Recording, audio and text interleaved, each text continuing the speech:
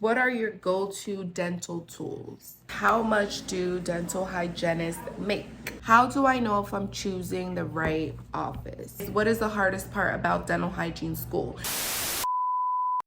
Welcome back to my channel. So if you are new here, my name is Marchelle and this is Living Like Marr. Anyways, y'all, so I do have a different environment today because I'm actually visiting family here in Pennsylvania. So today my background's a little bit different. Don't mind the mess because, you know, we have little sleepovers and stuff. But yes, guys, I am back with another video. Today I'm going to be doing a question and answer. And this is going to be based off dental hygiene, okay? For those of you who are new here, I am a dental hygienist. I have been a dental hygienist for going on 8 years now. This July is gonna make 8 full years as a dental hygienist. Time has flew by, guys, but I have gained lots of experience, and what I do on my channel is I share that experience with you guys as I entertain you as well. You know what I'm saying? So, you know, I give you all the dental hygiene tea. I keep you entertained. So I just need you guys to do me just a little favor, okay? If you're new here, I need you to go ahead and hit subscribe right now. Make sure you hit like on this video. You can also hit the bell notification so that you get notified every time I post another video. All right, guys, let's get right into it. As you can tell by the title, today we are going to be doing a question and answer dental hygiene style. So I've been getting a lot of questions in my DMs, questions just like under the comments on my videos, and some of them are really good questions. I try to answer them as I go, but some of them are really good and you guys might not all see the questions in the comments or being answered. So I wanted to make sure that I get on here and share some of the questions that I've already answered or questions that I didn't yet get around to answering just yet. So let's get into it. All right, guys, let's go ahead and let's get into question number 1. So question number 1 is, how many years does it take to become a dental hygienist? All right, guys, so from my understanding, now things have probably changed. Again, I've been a hygienist, not my cat in the back. Let me see.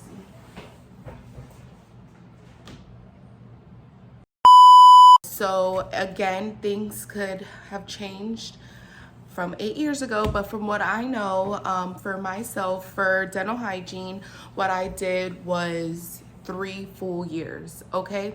My first year, I took my prerequisites. For those of you who don't know what that is, and I'm not gonna repeat that word because I could barely say it, prerequisite. That's a crazy word. I don't know who came up with that. That's ridiculous. That's how you know school's hard, because why would that be the word to describe the courses you need before you get into your program? Like, you just know it's gonna be hard. Like, why would I need a prerequisite? So anyways, y'all, so a prereq is courses that you need leading up into your program. So that would be like English, lots of sciences. From what my understanding is, you don't need math. I did not need a math to get into dental hygiene, which is one of the main reasons why I went, okay? And so it's like Englishes, sciences, you know, like your basic, it's basically just some intro courses, some general education courses before you get into the actual program. So from what I know, that's how it goes, okay? So I did 1 full year of my prerequisites and it took me a full year. I was a full-time student, guys. I went into dental hygiene right after high school. So right after high school, I did my full year of my prerequisites before entering into the program, okay? So that also gave me time to pull up my GPA because I believe my high school GPA was probably like a 3.2. And so I was able to take some prerequisites courses to bring up my GPA a little bit. And I believe I entered into the program with about a 3.5 give or take. So during these prereqs, you really want to focus in on your sciences and your Englishes. You want to do the best that you possibly can, guys. No pressure, but I really, really, really pressure you to get A's in these courses. Your sciences, so your biology, your human biology. Y'all, I can't remember all this. Your chemistries, you know, whatever the science courses are that your school requires you to take, and your English courses, focus in on those and get A's if you can. Okay, shoot for an A and see how you do. So I would just put all my eggs into my sciences and my English during these prerequisite courses. And then the actual dental hygiene program is 2 years, okay? And again, that is full time. When you're doing dental hygiene, when you're in the dental hygiene program, you really wanna focus your life for 2 years, okay? 3 years, you know, if you're doing your prerequisites, but focus in, it's just 2 years. You really wanna like cut things off and focus fully on the program, guys. It's so important.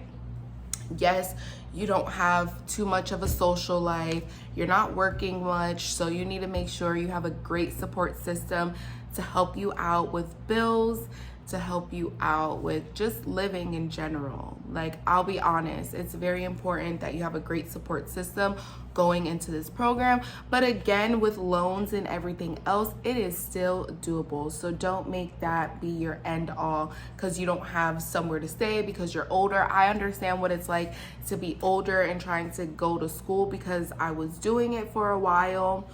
And it's not easy. It's really not easy, but the dental hygiene program is 2 years and it's full dedication. So you do what you have to do to get it done. And then after that, you'll come out making great money. So it's worth it. Next question. Someone asked me this and I thought it was a great question and I wanted to share it generally. So the question was, should I go to dental assisting school before dental hygiene school? My answer to that is no. So I guess she was also asking, like, you know, should she be a dental assistant before a dental hygienist? And, you know, the way that it works, it sounds like that's how it would work. It's like dental assistant, then dental hygiene, then a doctor.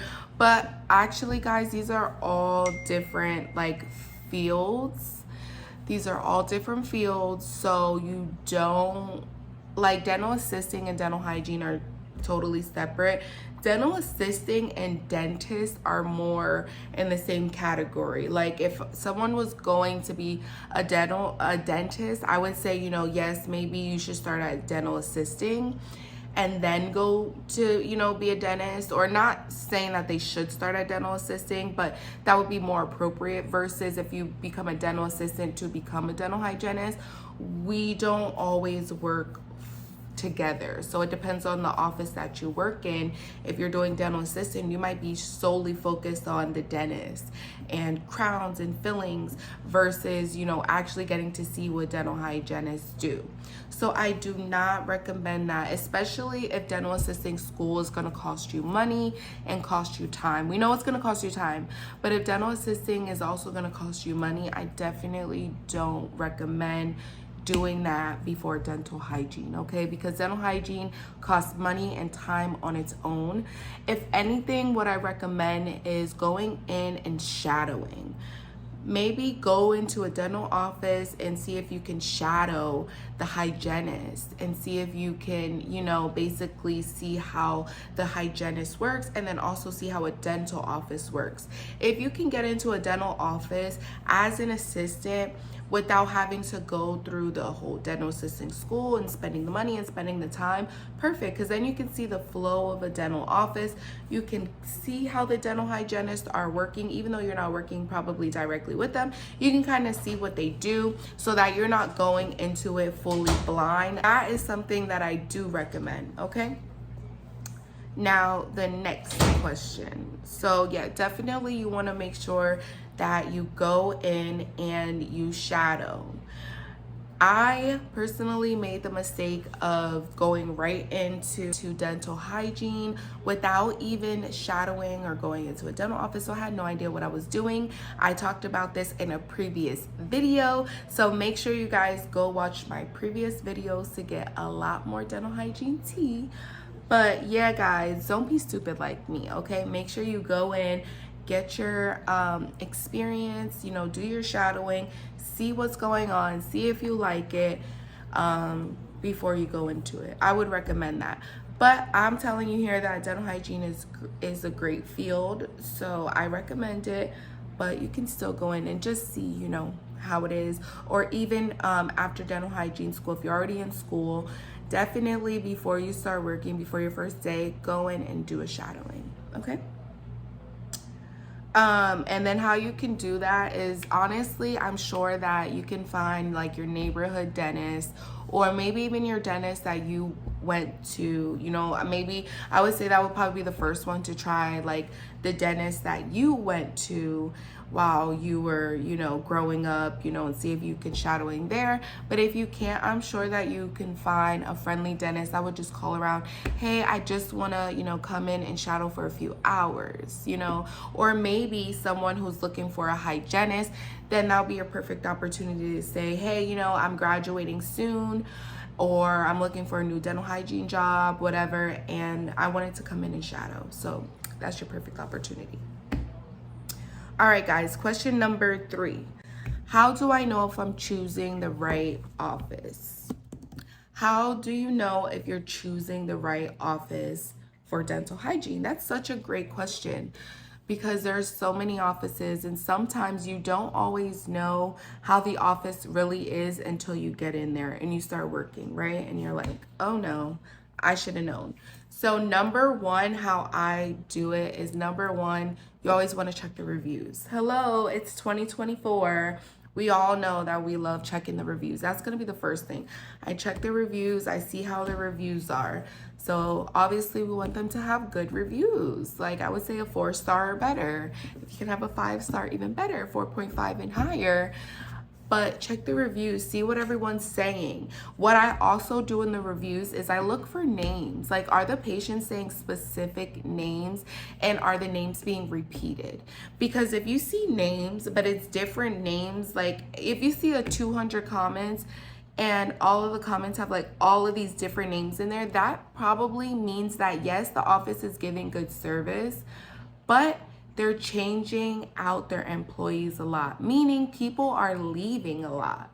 So that's one thing that I would really check. Like I would like really do a deep dive. Now the team could also be big, but I would do a big dive and just see like how many like different people are being named in here, especially doctors. There should, you know, doctors, it's usually only, if there's a big team, it could still only be 2 or 3 doctors, 1, 2, or 3 doctors. So I would make sure that there's not like 10, 20 different doctors that they're naming, and etc.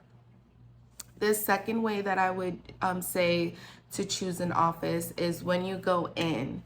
That's when you're going in to do your shadowing or to do your working interview. A lot of times in dental hygiene, we do working interviews where you go in, you do the work, and you just kind of fill it out. You fill out the practice, and they're also filling you out. I would have conversations with the employees.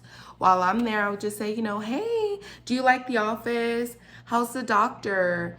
How's the doctor's work? How long have you been here? How long have you been here is probably the most important question, guys. Most important question. How long have you been here? Because if you have longevity in the office, then you know, okay, this must be a practice that's pretty good. If people are staying here, then it's pretty good. But if everyone's like, I've been here 6 months, I've been here 3 months, I've been here a year, it's like,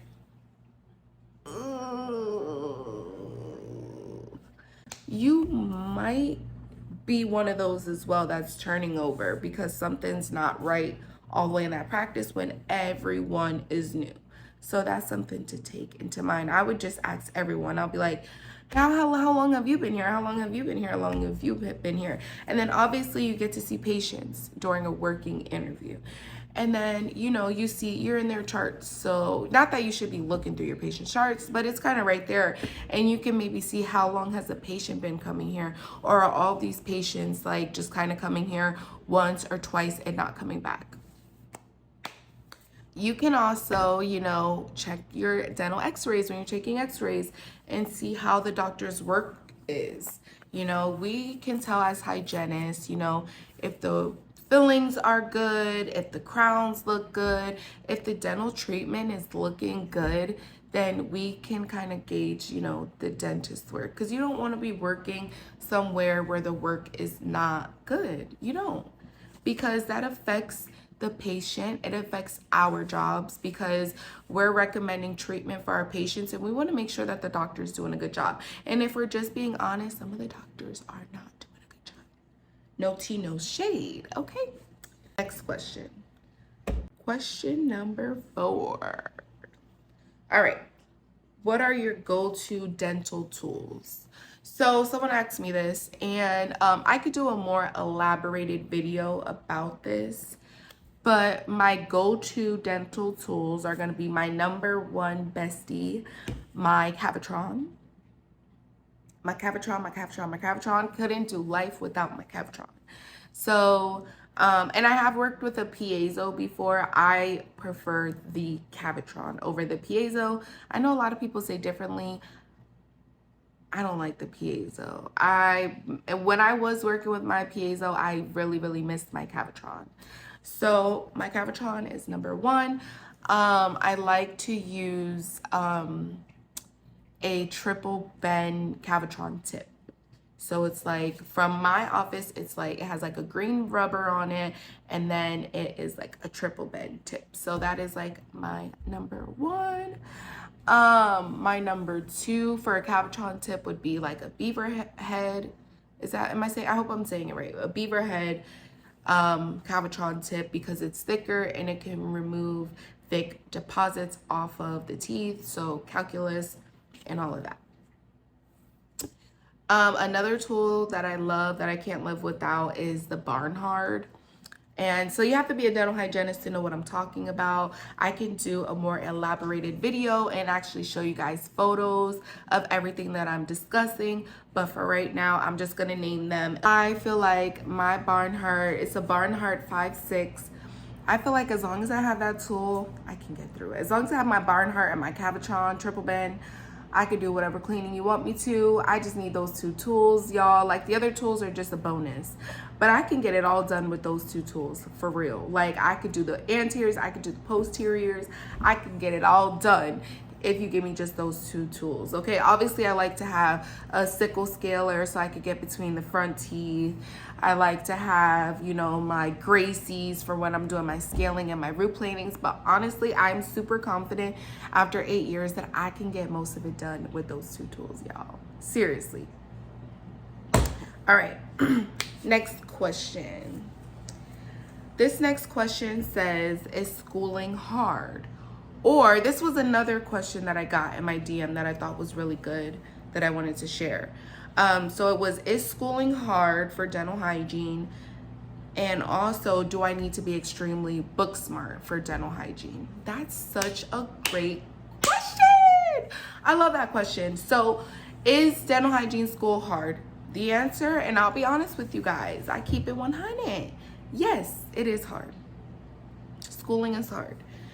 Now the other side of the question is, do I need to be extremely book smart to do it? That answer is no. Guys, when I went into dental hygiene school, I was not the brightest person. I was also young. I was partying a lot, whatever. Like, I was not head focused. I was only like 18 or 17 or 18 when I got into the actual program. So you can only imagine where my headspace was. I was not all the way there. So you do not have to be extremely book smart, but you do have to be dedicated, you do have to be prayed up, and you do have to be making sure that you are applying yourself. You have to dedicate your time and all of your effort to the program.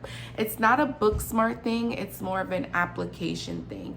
It wasn't that the actual work was hard, it was that they were throwing a lot at you at once, and you had to be able to juggle it all. So that was the hard part about dental hygiene school. The program is very, very difficult, but it's not the coursework. It's not what they're asking you to learn, because it's all memorization. It is all memorization. It's not like math where you're doing algebra, you got to figure out this and figure out that, figure out the equation, or memorize the equations and all these numbers and X, Y's, and Z's. It is memorization. It's definition based. And that's easy to do. You just have to apply yourself. You have to practice and you have to study. But number one is you have to be prayed up. You have to pray. You have to have a relationship with Jesus Christ. And I will not stop stressing that, okay? You have to, because that's what it's going to take, guys. That is literally what it's going to take.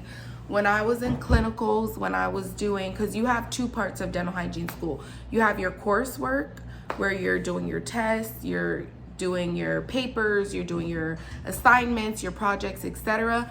And then you have your clinicals where you're actually treating and working on patients. When I was in my clinicals, y'all, when I tell you, as soon as I got done, with my patient, because then the teachers would go and they would, basically check your patient out, and you couldn't be there. Like, what did they call these? Like, kind of like a practical, I want to say.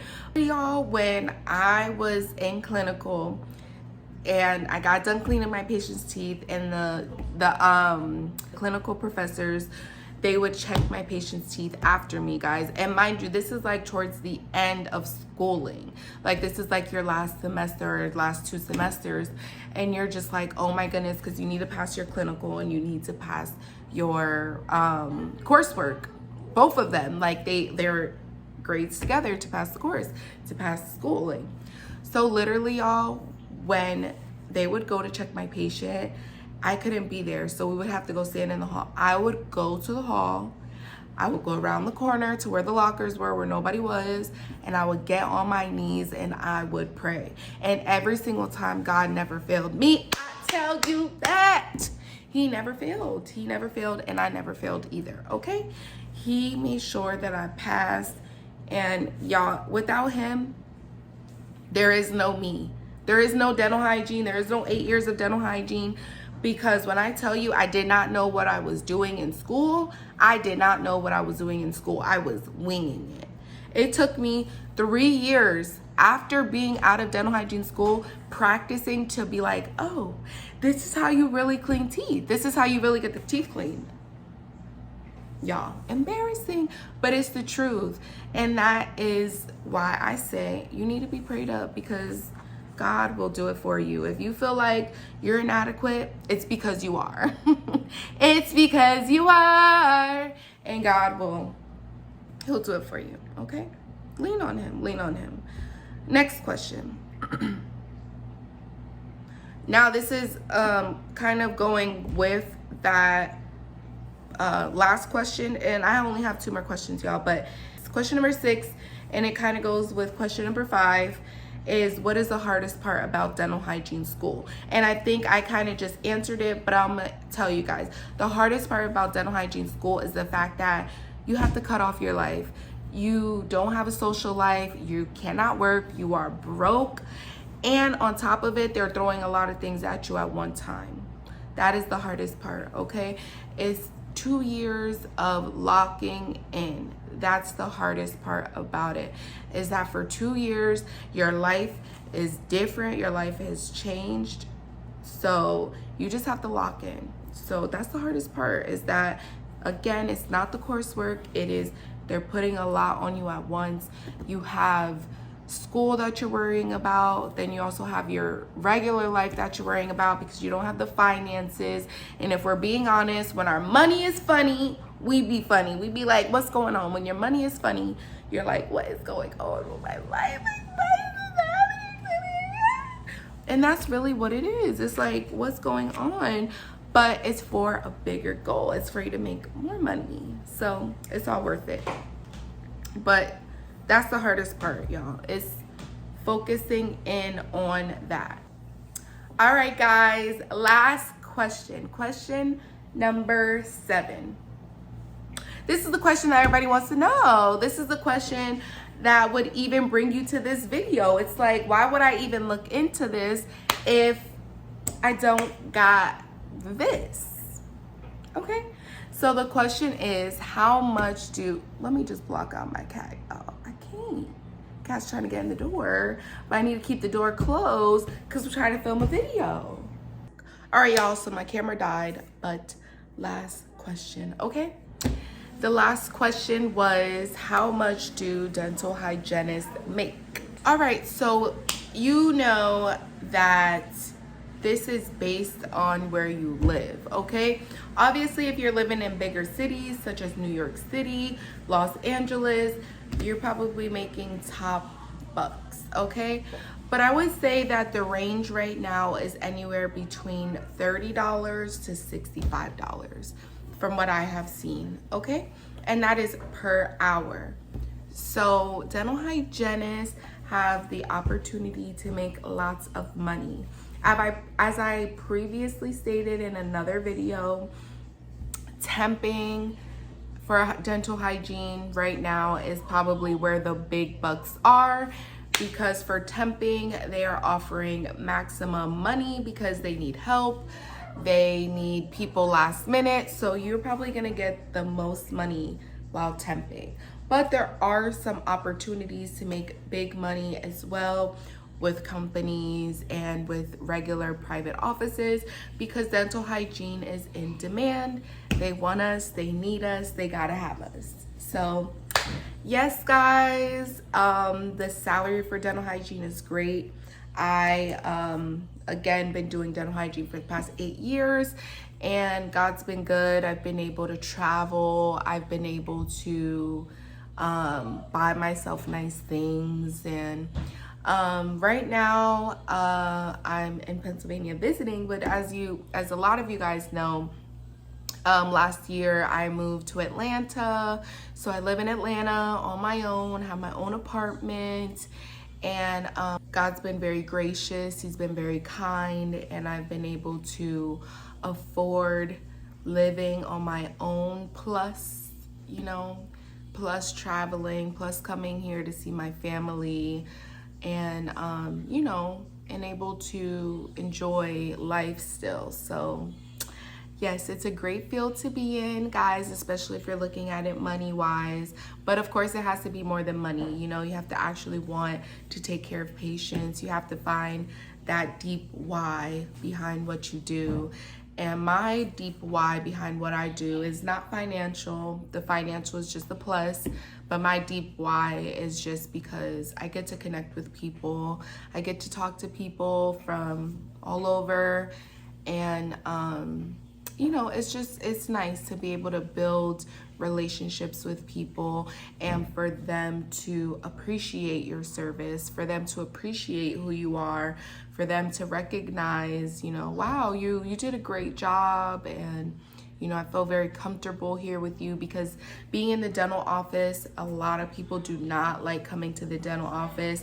They do not like coming to see us, guys. So it's super important that we make our patients feel important, feel comfortable, and we meet their needs. So yes, guys, that is a wrap for this question and answer dental hygiene style. Woo! So I love you all so much, and I pray for so many blessings for you all.